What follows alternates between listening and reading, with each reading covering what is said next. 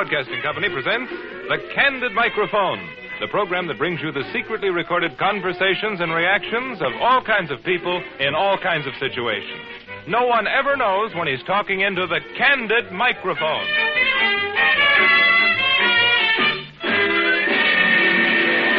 Candidly speaking, do you like people? Well, you'll hear them speaking candidly on Candid Microphone, a program that brings you short scenes from real life gathered each week in homes, offices, stores, in the street, wherever you yourself might meet the people whose voices you'll hear today. When the Candid reporter meets them, he keeps a record of it, a record secretly made when their off-guard talk is picked up by a hidden microphone. Now, here are this week's intimate close-ups of people who might be your neighbors as they unknowingly spoke into the Candid Microphone.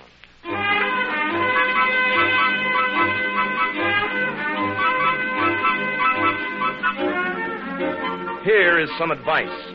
If you ever take a short trip because the doctor said the change would do you good, don't make it in a taxi cab. Trying to get change from a cab driver is not what the doctor ordered. One of the first things a hacky learns before he gets his license to hunt pedestrians is that the leopard will change his spots before any self-respecting hacky will change a 5. A cab driver worthy of the name would sooner break your arm than a $10 bill. When this cab driver stopped to pick up our friend with his hidden mic and a couple of valises that contained the concealed recording equipment, the cabbie didn't know it, but he was going for a little ride. Remember, this entire scene was recorded inside a taxicab in the middle of a busy city. Driver, we just want to go to 780 Park Avenue. That's just a little way up here, but we can't take all this heavy equipment. 780 Park Avenue. Yes, sir. Okay, thank you. That's fine. I'm sorry to make you go this short distance, but we have to because we got to get this equipment up there. That's swell. Right over here, this house right here. Thank you. That's swell. Fine. Thank you, driver. Gee, we really appreciate that. It just couldn't lug that stuff. Here you are, pal. Thank you. All right, so all they got is a $20 bill? That's all I have. Well, where'd you expect me to get change of a $20 bill this time in the morning? Well, I can't help it, driver. That's all I have. Yeah, but there isn't a store in the neighborhood here. Well, what can I do about What it? can you do about it? What am I supposed to do about it? Well, I don't know, driver. You're supposed to make change. Yeah, this is the bank. The bank's not open till 9 o'clock, mister. Now, this is only 8:30 in the morning. This is a taxi cab. Well, what can I do? Well, there's not a store in the neighborhood. You want to wait, mister? I'll take you for a ride. We'll go for change. No, I don't want to go for a ride. Well, this is where I want to go, driver. Well, then I can't help it. Why not? You'll have to pay me. I'm sorry. You'll have to go to the store and get change. Well, I don't want to go for any joyrides now, driver. I know, but you should have used some common sense when you got into a taxi cab, mister, with a $20 bill. Well, I first just thing in the told you morning. that this is all the far we were going. Yeah, but you didn't tell me you had a $20 bill, did you? What's the sense of getting mad about a thing like that? Haven't you been caught with a $20 bill in your life, driver? Sure, mister, but at certain times of the day. After all, this is our busiest time in the morning. We can't be running around looking for $20 worth of change. But every time I have a bill, a cab driver, I have to have an argument with the guy. Why? Because that just goes to show you that business don't call for $20 bills. Well, but are you liable to get caught that way, Well, aren't you? you're right for $10 All for right, change. so why do you give me a big argument about I'm not giving you a big I'm just trying to explain to you. You fellas have all got the same habit. $20 bills. Where are we supposed to get change for $20 bills? Well, how much money did you start out with today? $3 and change. Well, so the first guy that got in, if you had a $5 bill, you'd be in trouble, Well, wouldn't a you? $5 bill wouldn't be so bad already. I can scrape together a little change of a 5, but I can't scrape a 20 together, mister. Did you give me a big argument? I didn't mean anything. I know you didn't mean anything by it. You mean well. You all mean well, but don't you use a little common sense with your change? Why don't you bring a bunch of money with you when you start? It's not going to be, you're not going to spend it. Sure, mister, this ain't the house of Rothschild. Well, I can't help Well, it. you sit right back tight, mister. We'll go for some change. Well, I don't want to go driving You around want me to take your stuff right back where you started from? No, I don't want that Well, either. then sit right back tight. What am I supposed to do here? All these customers waiting for taxi cabs, you hand me a $20 bill? What is that, my time nothing? Well, all right, how much is the fare? $1.25. Well, all right, here's a quarter. That's all I have. That's all you have? Well, that's all right. Let me have it. It's better than wasting my time for an hour for another dime I off you. wanted to give you a tip. I know them tips, mister. Another big dime ain't gonna make me happy. Let's have it.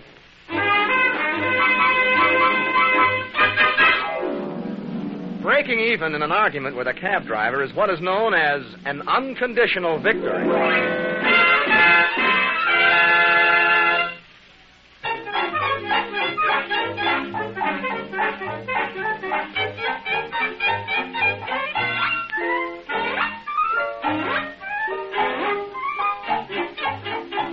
fun is fun. But to the man who must mix his business with your pleasure, it's a serious thing. Take the caterer, for example. This unsung life of your party is always ready at the beckon of a ladyfinger. Whether you're throwing an intimate party for 4 or a shindig for the 400, the caterer can provide you with Mickey Thins or crepe Suzette.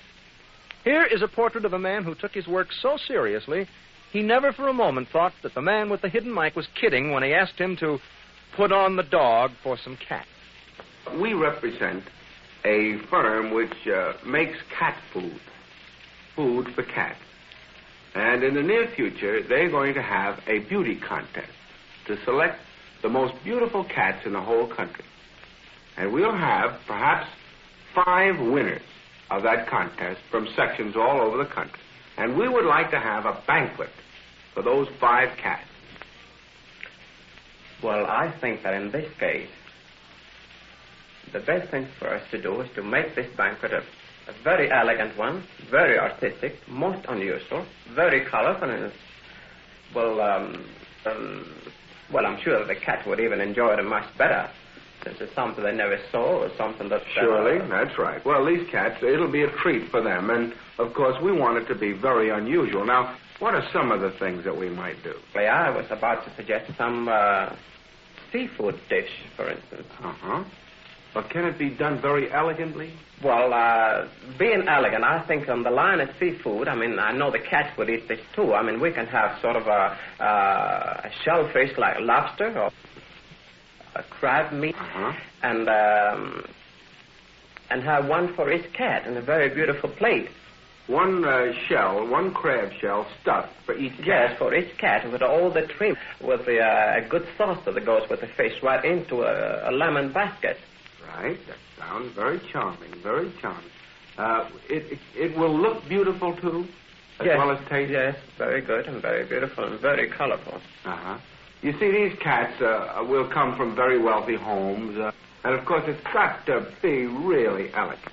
Couldn't we decorate the table, for instance, with one of these vegetable centerpieces that I arrange for banquets and for... A vegetable centerpiece? Yes, I mean, that would be most unusual. We can have any type of flowers of ribbon effect. Now, that would be a very beautiful thing. A ribbon effect? A ribbon effect with cats. The ribbons go very good with cats, as a rule.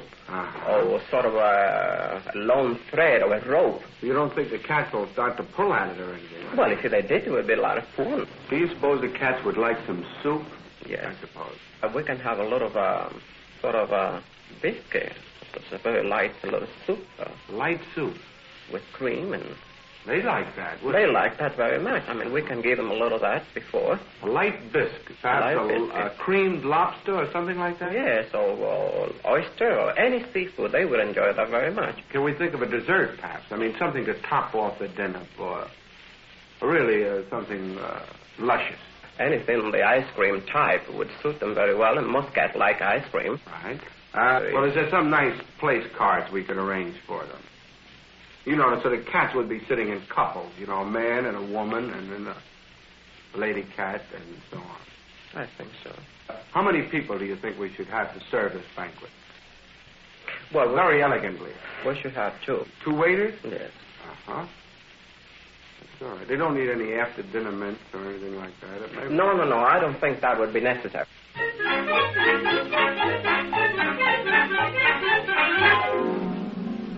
You know, we may hold this party after all. We wouldn't want to break that caterer's heart.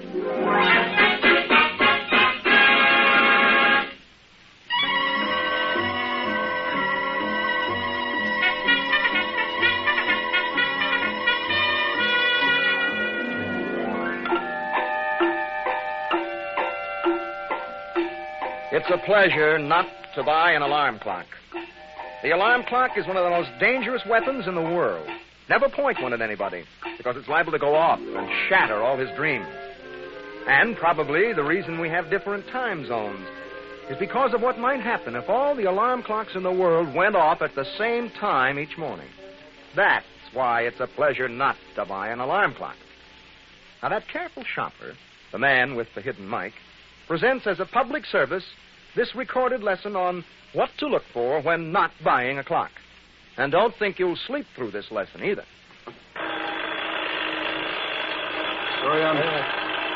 Very unpleasant sound, don't you think? I can't seem to find the kind of alarm that I really like. I'm going to have to listen to this thing every morning. Well, sir, you've looked at every clock in the place, and you've played with them all. Well, could I hear some of these again, please? Well, they're going to sound the same this time as they did before. I know, but I've got to pick out a tone that's right for me. They don't make these in tones, sir. They only... Well, I mean, a sound that's right. Well, try this one. Is it broken? Something wrong with the thing? No, that should alarm, sir. Is that the way it works normally? No, that works much better than this one. This is the one you played with. Well, is that it? That's the sound of the alarm, sir. Now, tell me the truth. Do you like that sound? Well, I think it's a very good sound to get up in the morning by. Well, I don't. I'm sorry. I don't think that's a good sound. Could I hear this one again, please? We'll listen to this one twice now, sir. I know, but I've got to find the right tone. I told you before they don't come in tones. Well, you keep on correcting me about that tone. Whatever. Now, you see, that's what I mean. That's the note that it hits. Well, that's an alarm clock, sir. It sounds like a clock. I want something that'll be reasonably loud and yet not too raucous. Now, look at that thing. Isn't that terrible? Let me try I wouldn't say so. I said that's a very nice clock. Well, I don't know. Maybe you... Now, you've looked at this clock 3 times. You want to see it again? No, I only heard it once, and I'd like to hear the sound of it. Please, I'd like to compare them. Now, look at that thing. No, you can turn that off right now. Well, maybe you'd like this one, sir. It's a very beautiful clock. There's a nice alarm on it. That's the most important thing. Very nice alarm on this clock. What's that? This one has a very nice alarm, sir. What is that, sir? Sir, this one has a very nice alarm. I wouldn't call that nice. Well, that's one of the finest clocks we have, sir. Maybe this electric clock has a tone that... We listened to this thing, but it sounded so soft before, didn't it? No, it's going to sound the same way this time.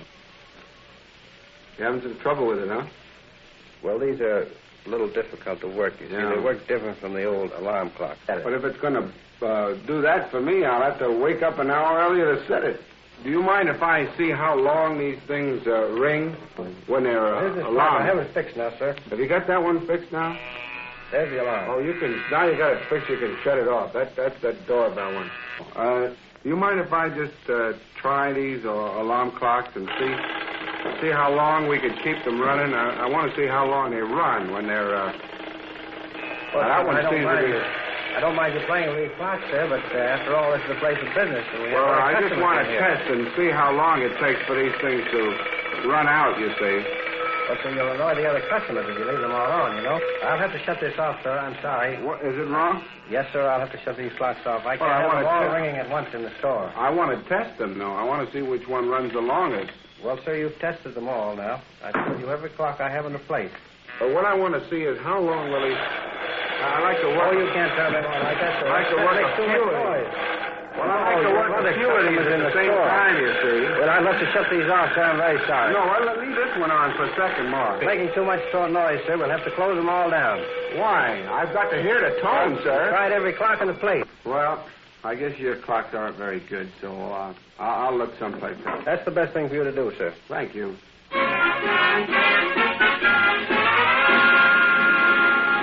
If you happen to tune in within the last few minutes and you are wondering about what's going on, we'd like to tell you that this is a program about everyday people.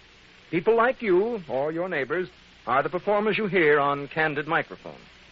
We want to catch people in the act of being themselves. We never really try to pry into people's private lives or to record anything that is really none of our business. But because our business is capturing the honest reactions of the people we talk to, we make sure the Candid Microphone can hear without being...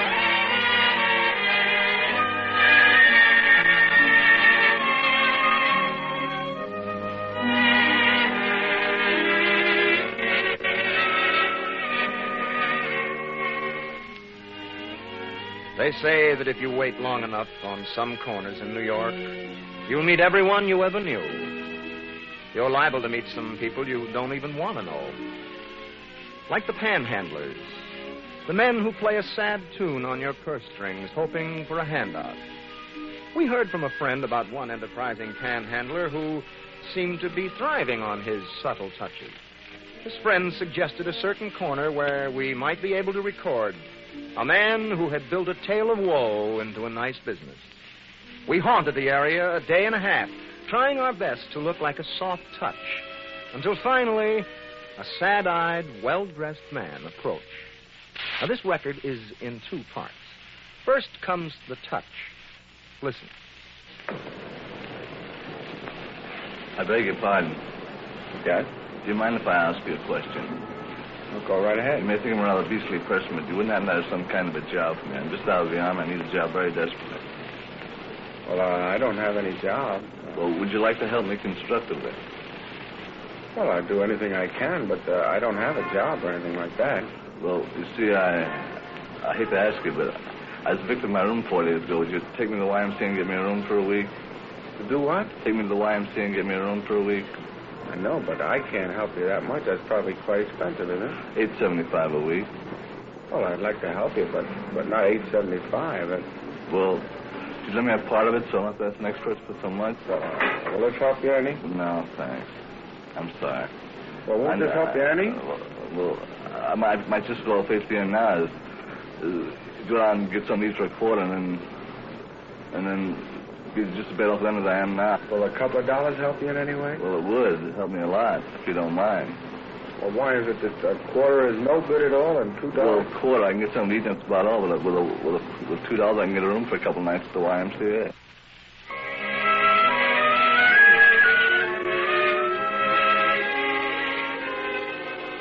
Having been touched $2 worth by this sad story, the Candid reporter started getting his money's worth. At first, the man was reluctant to reveal the inside story of his unusual profession. A trade secret is one secret that a man wants to keep, even when he doesn't seem to have any visible trade. But money talks, and a few extra dollars can make others talk, too. Listen now, as this same confidence man gets confidential.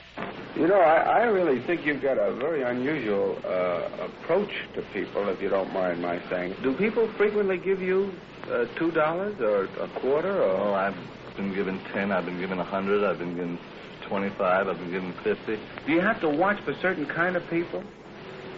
Well, I usually pick on elderly men. Elderly men would... Yes, because they're more settled in their ways, and they're more... How about women? No, I don't fool around with women. They're not so hot. Is there any special way, if you dress in a special way, will it help you in any way? No. Well, you see, I try to look as good as possible because Park Avenue is about the best. That's my office, you might say, you know? Park Avenue, huh? Yeah. Can you work a certain corner for a long time, or how do you do that? Well, I move around a lot. See. Move around, huh? Yeah, I pick out the Union League Club and the University Club and the Harvard Club and Princeton Club and stuff like that. That sounds terrific. Have you worked throughout the country on this? Yeah. How's New York stack up with the other parts of the country? Best in the country. Best in the country? Yeah. What would you say was the worst town for a touch? Down around Texas. They won't give you a thing, huh? And that's the panhandle. About how much can you average? Oh, about $10 a day. You can. Well, how much? How long you work a week? Oh, about 5 or 6 days a week. You take off a day. Oh, I only work about 3-4 hours a day. In other words, you average about $50-$60 a week, and you work about 3-4 hours a day. All right. You take a regular vacation or anything like that? No. I mean, I big up the side of toes because that's where all the money is, see?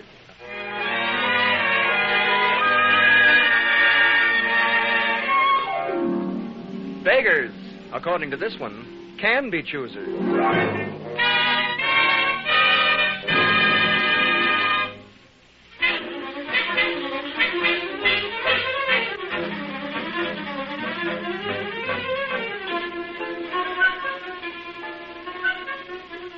The man with the hidden mic has more nerve than a sore tooth. It took a little of both to get him to visit his dentist. But when the dentist was through, the Candid reporter got permission to hang a small microphone among the other gadgets on the dental chair. The Candid Microphone picked up this bicuspid duet of a dentist's exploration in the molar regions. Now, sit still. This will only take 1 minute and 6 seconds, and it won't hurt you listeners a bit. Open wide, please. That's fine. Now, let's see. Oh, Just a minute now. I'm talking in that. Just a minute, please. I cannot. All right. All right. Am I hurting you now? Oh, no, I'm okay. sorry, Miss Fuller. Stand Just a there. moment. Open wide, please. All right. Head back. Open wide. Oh, good. I'm sorry. Just a moment. No. Just a moment. I'm sorry. That hurts. That whole gun is sore. A little wider, please. Open wider, please. I'm going to hurt her. I have party there. What? Yes, I know. I know, but there's a little cavity that's sort of deep, right underneath an old silver filling. All right, here we go.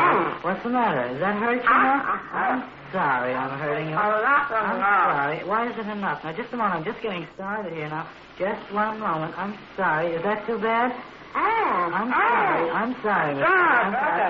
All right, here we go now. Now, no noise. I'm sorry. Now, Miss Fidel, may I have a Novocaine here, please? He thinks I'm opening his mouth again. He's crazy. So remember, kiddies, see your teeth twice a day. Brush your dentist twice a year.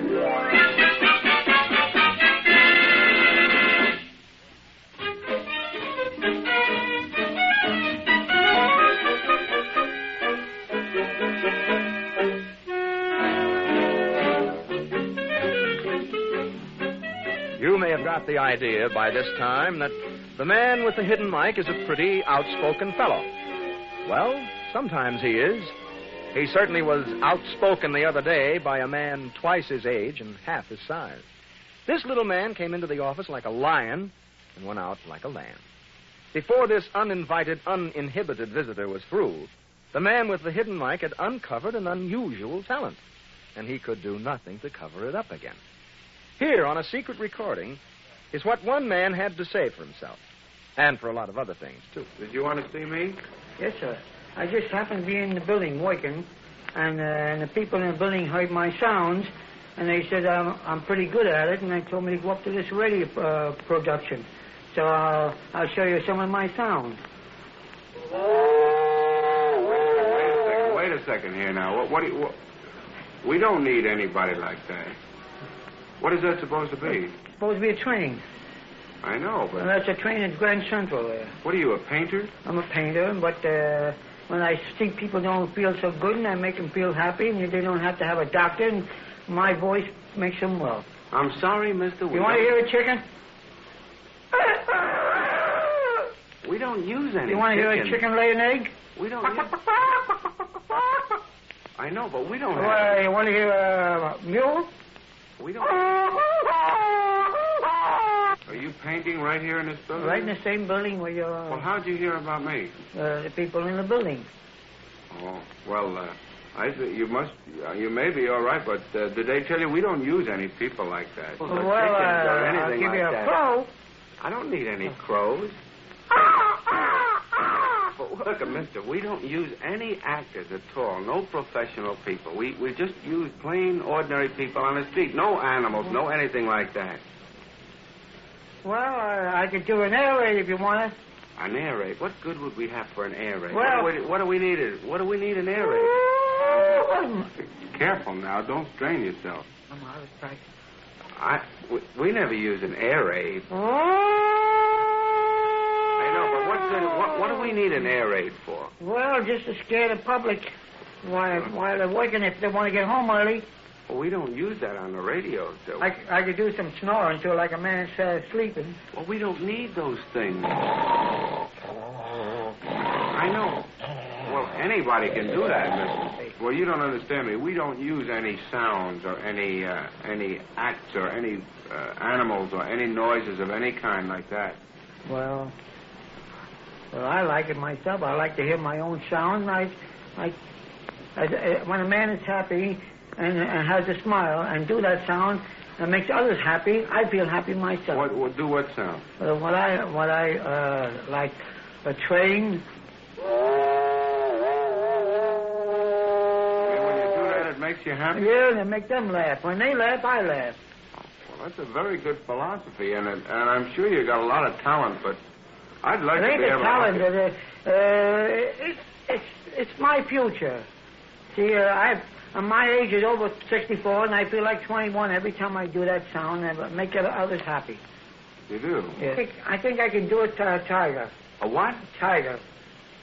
A tiger? Well, how am I going to use... It sounds like the snoring again. What is that, sleeping? That's Sleeping? a tiger when you get mad. I thought it was sleeping. No, a tiger, very, very, very bad tiger. I listened to Central Park, and I heard him say the same thing. I can't do a thing for you. Well, See, I'm not sorry, but I feel just as happy if they don't use me. If they do use me, still I use my sound.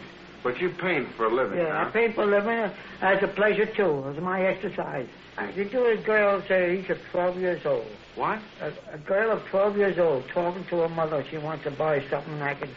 Look, mister, why don't you just leave your name outside, and we'll call you if Listen, we'll call you if we need you. my mother We'll went call out you to buy if stuff, we and have I any want to need buy my at all. candy, and If we have anything I only for have you, 4 cents, and I need a penny more. I'll call you if Now there's listen. anything.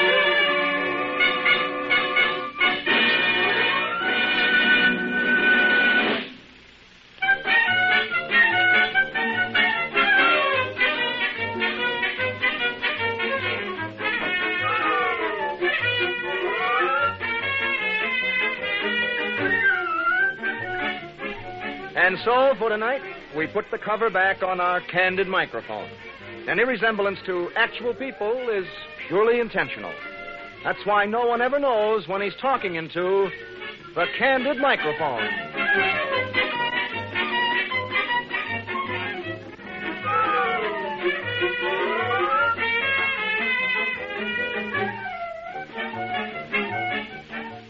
The Candid Microphone is tailored for your enjoyment, and we want to have your candid comments about it. Is there someone you'd like to hear us catch in the act? Tell it to the man with the hidden mic. As all of you who've written us know, we will acknowledge all of your cards and letters, and don't pull your punches when you write us. Be candid. That's the way we like it. Write to Candid Microphone, in care of the American Broadcasting Company, New York 20, New York.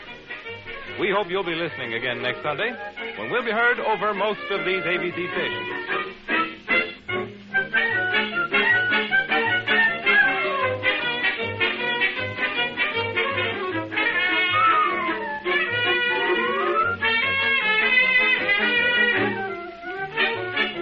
On the staff behind the Candid Microphone are Joe Graham, Ralph Norman, Herb Exner, and John Larkin. Candid Microphone is a copyrighted Alan A. Font production. This is ABC, the American Broadcasting Company.